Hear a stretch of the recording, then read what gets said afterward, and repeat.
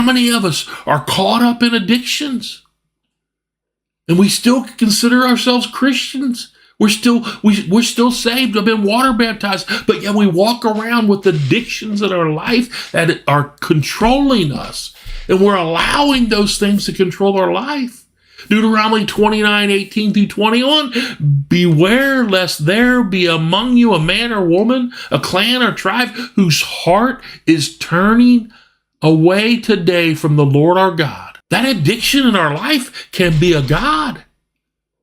It says, beware lest there be among you a root bearing poisonous and bitter fruit. Bitterness of heart can destroy us. It can also poison our testimony. It can poison others. They can be affected by our bitterness. One who, when he hears the words of this sworn covenant, blesses himself in his heart.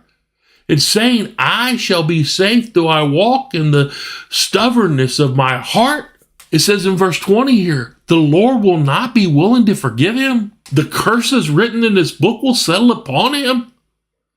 The Lord will blot out his name from under heaven. And it says even in verse 21, the Lord will single him out and bring calamity upon him. This is the reason why us as believers, we fall into places where it seems like our life is nothing but chaos. We allow bitterness in our heart.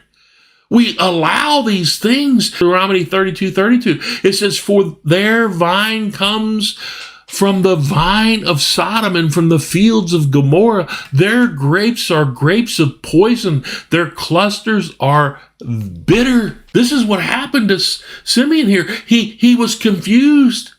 He got the Bible twisted. He thought he could buy the power of God.